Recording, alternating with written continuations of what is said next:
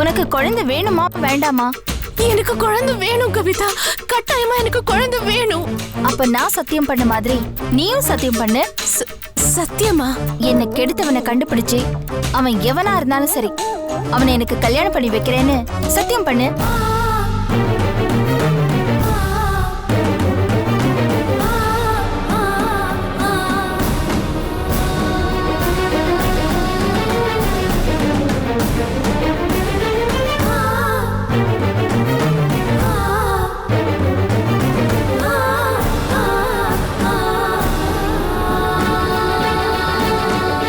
சொல்லு. உன்னை கெடுத்தவனை கண்டுபிடிச்சு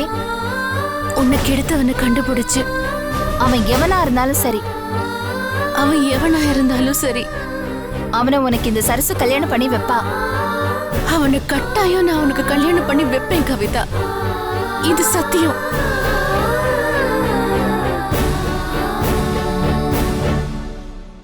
ரொம்ப சந்தோஷம். நான் கிளம்புறேன்.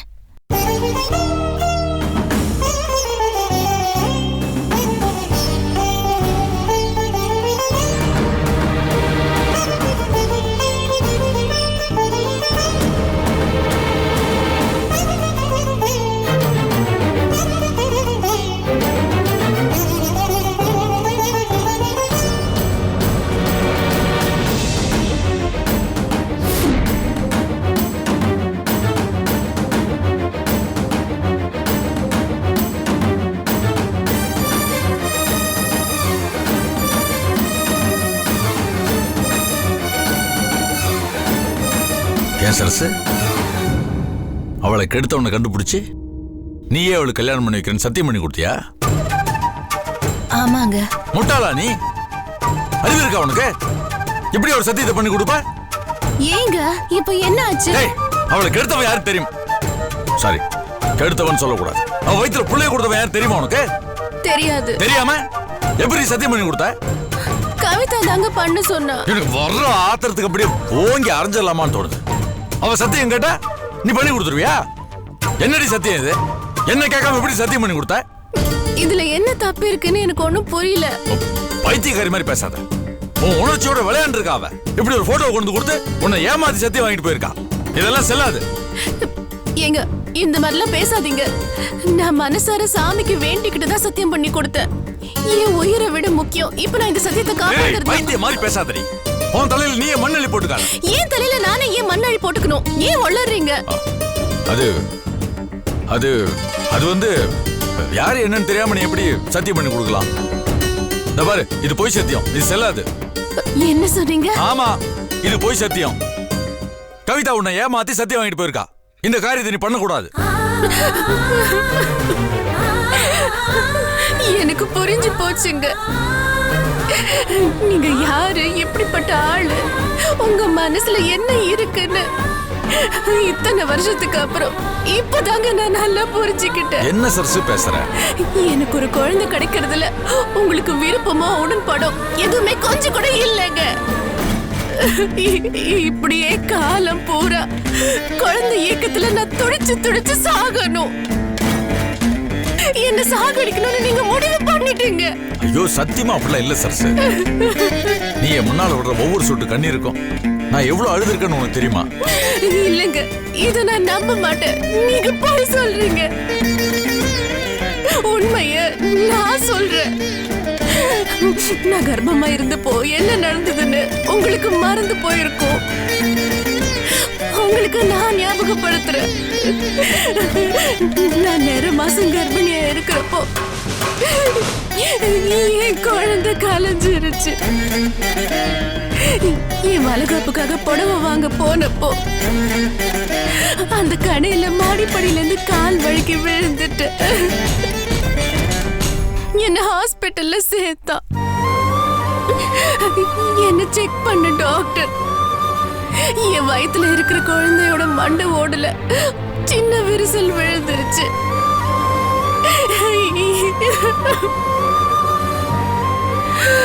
அப்படியே அந்த குழந்தை பிறந்தாலும் காலம் பூரா ஒரு ஜடமாவோ இல்ல உயிர் இருந்து இல்லாம இருக்கும்னு சொன்னாங்க.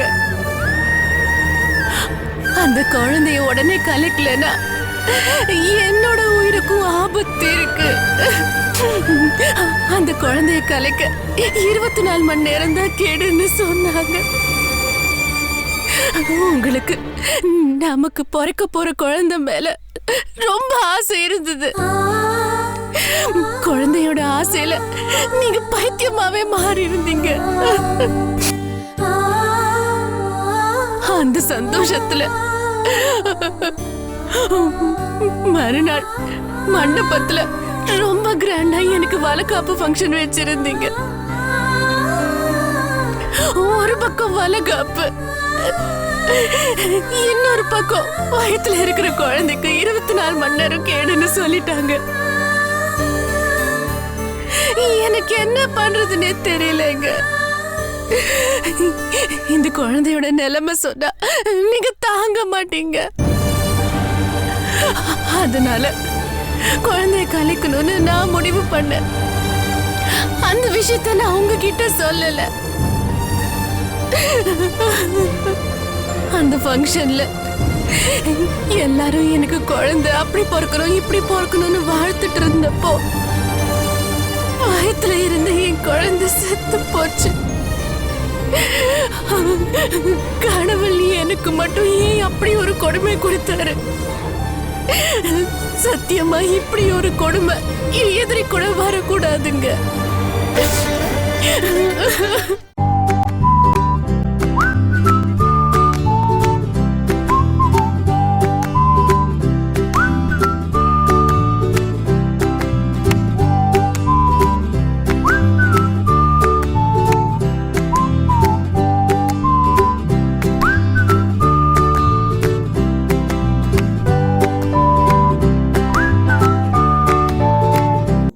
சத்தியமா இப்படி ஒரு கொடுமை எதிரி கூட வரக்கூடாதுங்க. அதுக்குள்ள வளகாப்பு மண்டபத்துல நம்ம குடும்பத்துல பிரச்சனையே ஆயிடுச்சு. நான் உங்ககிட்ட கூட சொல்லாம சங்கர் கூட ஹாஸ்பிட்டலுக்கு போயிட்டேன். வேற வழி இல்லாம செத்து போன என் குழந்தைய கலைச்ச. கொஞ்ச நாள் இந்த விஷயத்த நான் உங்ககிட்ட இருந்து மறைச்சேன். ஒரு நாள் இந்த விஷயம் உங்களுக்கு தெரிய வந்தப்போ அழுதிங்க, கதறினீங்க, அப்புறம் குடிகாரனாவே ஆயிட்டீங்க.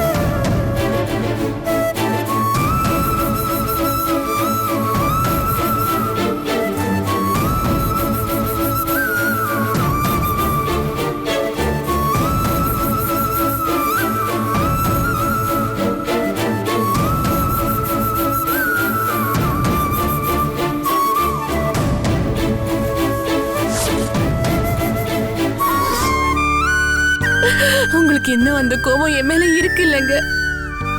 எந்த கோபம்?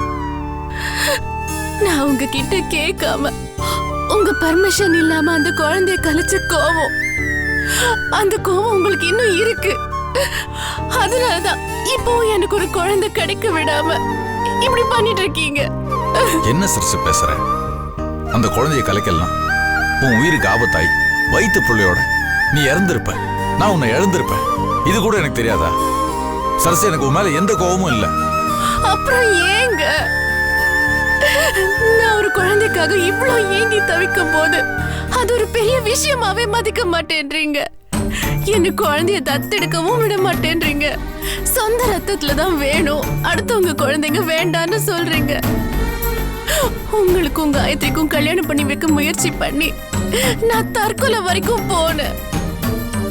திவ்யா குழந்தைய கலைக்க போறேன்னு சொன்னப்போ பைத்தியக்காரி மாதிரி அவ குழந்தைய வாங்கி வளர்க்கணும்னு ஆசைப்பட்டேன். அதையும் அவகிட்ட கேட்க கூடாதுன்னு என்ன தடுத்தீங்க. இப்போ ஒரு பிச்சைக்காரி மாதிரி காயத்ரி கிட்ட குழந்தைய கேட்டு கெஞ்சிட்டு இருக்க. அக்கம் பக்கம் வீட்டு குழந்தைங்கள எல்லாம் தூக்கிட்டு வந்து அதுக்கு அலங்காரம் பண்ணி ஏன் ஆசைய தீர்த்திட்டு இருக்க. இந்த மாதிரி ஒரு நிலைமையில கவிதா அவளா வந்து அவ குழந்தைய எனக்கு தானமா குடுக்கறேங்கறா. அது கூட ஏங்க இப்படி தடுக்கறீங்க? ஐயோ சரசு, இதுல நிறைய சிக்கல் இருக்கு சரசு. என்னங்க உங்களுக்கு இதுல பிரச்சனை? அவ என்னங்க கேக்குறா? அவளுக்கு எடுத்தவனை கண்டுபிடிச்சு அவங்க 2 பேருக்கும் கல்யாணம் பண்ணி வைங்கன்னு கேக்குறா. இது ஒரு சாதாரண விஷயம் தானே. இதுல என்னங்க உங்களுக்கு பெரிய பிரச்சனை? அந்த சாதாரண விஷயம் தாண்டி பிரச்சனையே. நான் தான் வேணான்னு சொல்றேன்ல, கேட்டுட்டு போயேன். ஏன் பிடிவாதம் பிடிக்கிற? தபார் சரசு, நான் ஒரு விஷயம் சொன்னா உன் நல்லதுக்கு தான் சொல்லுவேன். அதை கேட்டுட்டு போறதா உனக்கு நல்லது. தேவையில்லாம இப்படி அடம் பிடிச்சா அது உனக்கும் நல்லது இல்ல, நம்ம குடும்பத்துக்கும் நல்லது இல்ல. இல்லங்க, கவிதாவை கெடுத்தவனை கண்டுபிடிச்சு கொடுக்கறதுல உங்களுக்கு என்னங்க சிக்கல்? அது சொல்லுங்க முதல்ல. அவன் யாரு என்னன்னு தெரியாதே, நமக்கு எதுக்கு இந்த பிரச்சனைன்னு கேக்குறேன். இல்லங்க, இந்த விஷயத்துல நான் உங்க பேச்ச கேட்க மாட்டேன். கவிதாவோட குழந்தை எனக்கு வேணும். அவளுக்கு எடுத்தவனை கண்டுபிடிச்சு கொடுங்க. ஓங்கி அரஞ்சனா, எங்கடி போய் தேடுவா அவனை? எங்கேயோ போய் தேடுங்க. உங்க ஆபீஸ்ல உங்க கூட வேலை செஞ்சது தானே அவ சொன்னா. யாருன்னு கண்டுபிடிங்க. அதுல என்னங்க உங்களுக்கு கஷ்டம்? அது ஏன் வேலை இல்லடி. இதுக்கு மேல உங்ககிட்ட என்னால பேச முடியாதுங்க. கவிதாவை கெடுத்தவனை கண்டுபிடிச்சு ஒப்படைக்க வேண்டியது உங்க பொறுப்பு. அவங்க 2 பேருக்கும் கல்யாணம் பண்ணி வைக்க வேண்டியது ஏன் பொறுப்பு. இது 2ம் நடந்தே ஆகணும். ஏண்டி ஏன் இப்படி அடம் பிடிக்கிற? சீ, கல்யாண நாள் அதுமா வீட்டுக்கு வந்து சந்தோஷமா இருக்கலாம்னு பார்த்தா அந்த கவிதா எல்லாத்தையும் கெடுத்து குட்டிச்சவராக்கிட்டா. பாரு சரசு, இந்த பிரச்சனை இதோட விடு, அதுதான் உனக்கு நல்லது. இதை மீறி ஏதாவது பண்ண நான் மனுஷனாவே இருக்க மாட்டேன் சொல்றேன். என்னமோ நடந்துட்டு போட்டும், எனக்கு அதை பத்தி கவலை இல்லங்க. அவனை கண்டுபிடிச்சு கொடுக்க வேண்டியது உங்க பொறுப்பு. அவனோட குழந்தை எனக்கு வேணும். இதாங்க என் முடிவு.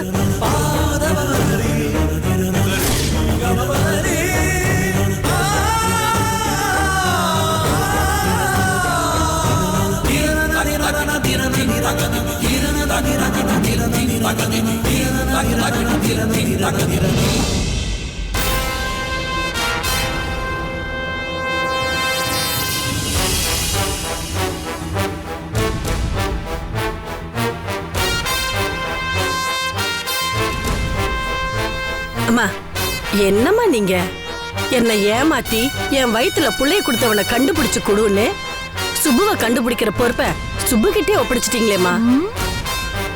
ஆமால, அது மட்டுமா, அந்த ஆளை கண்டுபிடிச்சு எனக்கு கல்யாணம் பண்ணி வையே, என் வயித்துல இருக்கிற குழந்தைய உனக்கு கொடுக்கறேன்னு சத்தியம் வேற பண்ணிருக்கீங்களேம்மா.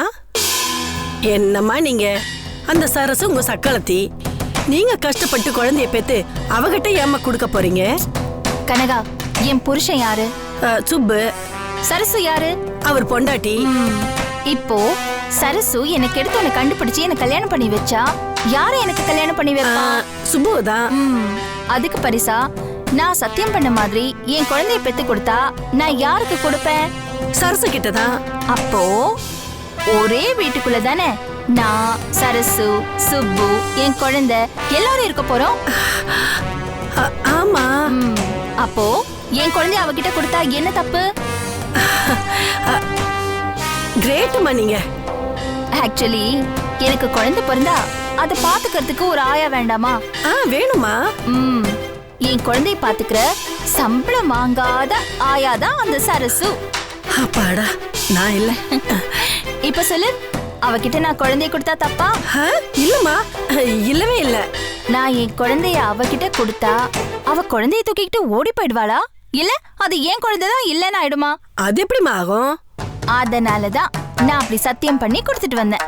அம்மா சூப்பர்மா. இத பாரு, உப்பு தண்ணியிலேயே வாழ்க்கை பூரா மீன் வாழ்ந்தாலும் அது உடம்புல உப்பு ஒட்டுறதே இல்ல. அதே மாதிரி காலம் பூரா நான் சரசு சரசுன்னு சொந்தம் கொண்டாடினாலும் என் வாழ்க்கையில அவளுக்கு 1% கூட பங்கே கிடையாது. அவளை வச்சு இன்னும் நான் என்னென்ன காரியம் சாதிக்க போறேன்னு நீயே வேடிக்கை பாரு. அம்மா, என்ன இருந்தாலும் அவளுக்கு கல்யாண நாள் பரிசா அவ நிறமாசமா இருந்த வளகாப்பு போட்டோ கொடுத்தீங்க பாருங்க, அது கொஞ்சம் ஓவர்மா. ஏய் கனகா, இந்த கவிதா எது செஞ்சாலும் அதுக்கு நிச்சயம் ஒரு காரணம் இருக்கும். அந்த வீட்ல இருக்கிற எல்லாருமே எனக்கு எதிரிங்க. சங்கர், காயத்ரி, நிம்மி, பாஸ்கர் எல்லாருமே எனக்கு எதிரிங்க தான். இப்படி எனக்கு எதிரியா இருக்கிற கும்பலுக்கு நடுவுல சரசு இருக்கா. அவளை வச்சுதான் நான் காரியத்தை இப்ப சாதிக்கணும். அதுக்கு சரசுவ எந்த நேரமும் என் பக்கம் வச்சு காரியத்தை சாதிக்க எனக்கு ஆயுதம் வேணும். அதான் அந்த வளகாப்பு போட்டோவும் என் வயித்துல வளர்ற இந்த குழந்தையும். சரசுவோட அடி மனசுல அவளுக்கு ஒரு குழந்தை வேணுங்கிற ஏக்கம் சாகுற வரைக்கும் இருந்துகிட்டே இருக்கணும். அதுக்காக தான் அந்த போட்டோவை நான் அவகிட்ட கொடுத்து வீட்டுல மாட்டிக்கோன்னு சொன்னேன். இந்த குழந்தையையும் தந்துடுறேன்னு ப்ராமிஸ் பண்ணேன். நிற மாச கர்ப்பிணியா இருக்கிற அந்த போட்டோவை பார்க்கும்போது, நான் செஞ்சுட்டு வந்த சத்தியத்தை நினைக்கும் போது சரசுவுக்கு குழந்தை ஆசை அதிகமாயிடும். அந்த நினைப்பு கொஞ்சம் கொஞ்சமா பைத்தியமாகும். குழந்தைக்காக ஏங்கி ஏங்கி குழந்தை வேணும் வேணும்னு புலம்பி புலம்பி பைத்தியமாகணும். அந்த அளவுக்கு அவளுக்கு குழந்தை ஆசைய காட்டிக்கிட்டே இருக்கணும். அப்பதான் ஒட்டு மொத்தமா ஏன் பக்கம் சாய்வா. என் எதிரிகள் என்ன பேசினாலும் அவ காதுல விழவே விழாது. கடைசி வரைக்கும் என் காலடியிலேயே விழுந்து கிடப்பா. நான் சொல்றதெல்லாம் செய்வா.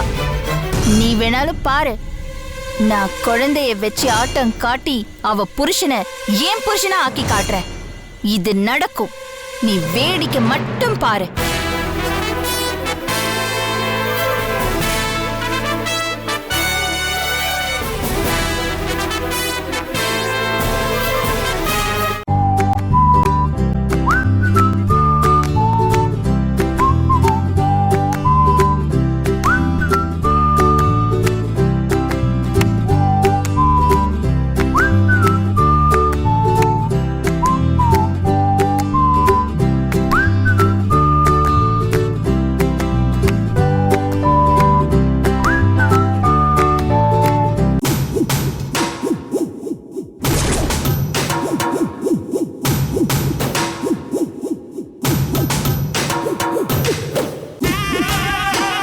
சொல்லணும்னா ராஜாக்கு என் மேல அன்பு அக்கறையும் இருக்கு.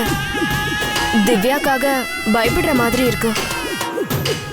கவலைப்படாதீங்க ராஜ், கூடிய சீக்கிரமே திவ்யாவை இந்த வீட்ல இருந்து மூட்டை கட்டி வெளியே அனுப்பிடுறேன்.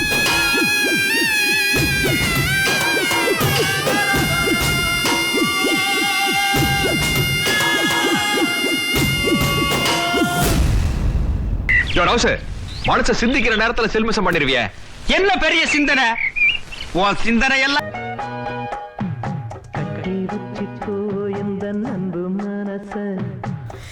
என்னம்மா சாப்பிட்டியா? ஐயோ என்னாச்சு? என்னாச்சு? சாப்பாடை இறக்கி வைக்கும் போது ஸ்லிப் ஆகி கால்ல விழுந்து.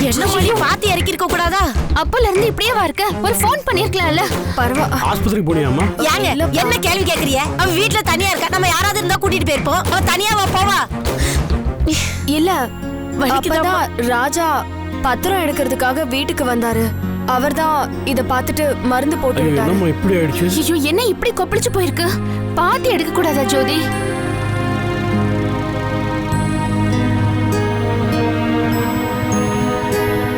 ஏடா மாப்ள, அந்த ஃபைனான்சர் கிட்ட உண்மையை சொல்றேன்னு நீ ஜெயிலுக்கு போனதெல்லாம் யாரா சொல்ல சொன்னது? முந்திரி கொட்டை. அட வேணாம் தான் நினைச்சிட்டு இருந்தேன். ஆனா அவரும் பண விஷயமா அடிதெல்லாம் பண்ணி ஜெயிலுக்கு போயிட்டு இருந்ததா சொன்னாரு. அதான் நானும் ஒரு ஃப்ளோக்கு சொன்னேன். அவன் ஜெயிலுக்கு போவான் வருவான், அதெல்லாம் வேற. நீ ஜெயிலுக்கு போனதா ஏன் சொன்ன? லட்டு மாதிரி அப்படியே 10 லட்சம் ரூபாய் கைக்கு வர இருந்துச்சு. நீ உண்மையை சொன்னதுனால அப்படியே கை நழுவி போயிருச்சு. சரி விடுமாமா, பாத்துக்கலாம். தேவையெல்லாம் பேச. என்ன விடுமாமா, 10 லட்சம் ரூபாடா. ரொம்ப வலிக்குது. திவ்யா, என்னங்க இது? இப்படி நடந்துருச்சுன்னு எனக்கு ஒரு ஃபோன் பண்ணி சொல்லக்கூடாதா? என்னாச்சு? கஞ்சி வடிக்கும் போது கால்ல கொட்டிக்கிட்டாச்சு தப்பா. நாங்க ஹாஸ்பிட்டல்ல தானே இருந்தோம், அங்கேயாவது கூட்டிட்டு வந்திருக்கலாம்ல. இல்லம்மா, எல்லாரும் செக்அப் போயிருந்தீங்க. நானும் ஃபைனான்ஸ் விஷயமா அழிஞ்சிட்டு இருந்தேன். நான் அப்பவே சொன்னேன் வா ஆஸ்பத்திரி போலான்னு. இல்ல பரவாயில்ல, நீங்க உங்க வேலையை பாருங்க, நான் பாத்துக்கிறேன்னு சொல்லிச்சு. அதான் மருந்து போட்டு போனேன். அவ சொன்னா அப்படியே விட்டுருவீங்களா? நாம தானங்க கூட்டிட்டு போகணும். எனக்கு அப்ப தோணலையே. ஏன் ஜோதி, இப்போ உனக்கு எப்படி இருக்கு? பரவாயில்ல, நடக்கதான் முடியல. தண்ணி கோத்திருக்கு. அந்த கட்டியெல்லாம் வத்துற வரைக்கும் கொஞ்சம் வலியாதான் இருக்கும். இருந்தாலும் உங்களுக்கு கொஞ்சம் கூட பொறுப்பே இல்லைங்க. அவன் தான் கடை பணம்னு அலைஞ்சிட்டு இருக்கானே. இருந்தாலும் ஜோதிக்கு இந்த மாதிரி ஆயிருச்சுன்னு ஒரு வார்த்தை நீ சொல்லி இருக்கணும் இல்லடா. நான் சொன்னா நீ என்ன பண்ணுவ? உன் கடையாச்சு, உன் ஃபைனான்ஸ் ஆச்சுன்னு சொல்லிட்டு நான் பாட்டுக்கு ஜோதி பார்க்க வந்திருப்பேன். அதனால தான் நான் உங்ககிட்ட சொல்லல. ஆஹா, நம்ம காதலுக்கு இவன் தான் நம்பியாரு, PS வீரப்பா, ரகுவர, பிரகாஷ் ராஜ், மொத்தத்துல ஊர்ல இருக்கிற எல்லா வில்லனும் இவன் தான். எனக்கு இவங்கிட்ட ரொம்ப ஜாக்கிரதையா இருக்கணும். இருடா, உன்னை வச்சுக்கிறேன். இப்போ ஆஸ்பத்திரிக்கு போலாமாம்மா? ஐயோ இருக்கட்டும், பரவாயில்ல. ஒரு பெயின் கில்லராவது போட்டுக்கோ, அப்பதான் வலி குறையும். இல்ல பரவாயில்ல, சரியாயிடுச்சு. நீங்க எல்லாம் பசியோட இருப்பீங்க, வாங்க முதல்ல போய் சாப்பிடலாம். ஐயோ, நீ உட்காருமா, நீ உட்காரு. இந்த காலை வச்சுட்டு எதுக்குமா சமையல்லாம் பண்ண? நாங்க பாத்துக்கிறோம், நீ அப்படியே ரெஸ்ட் எடு. போதும், எங்கேயும் போகாத, எங்கேயும் உட்காந்துரு.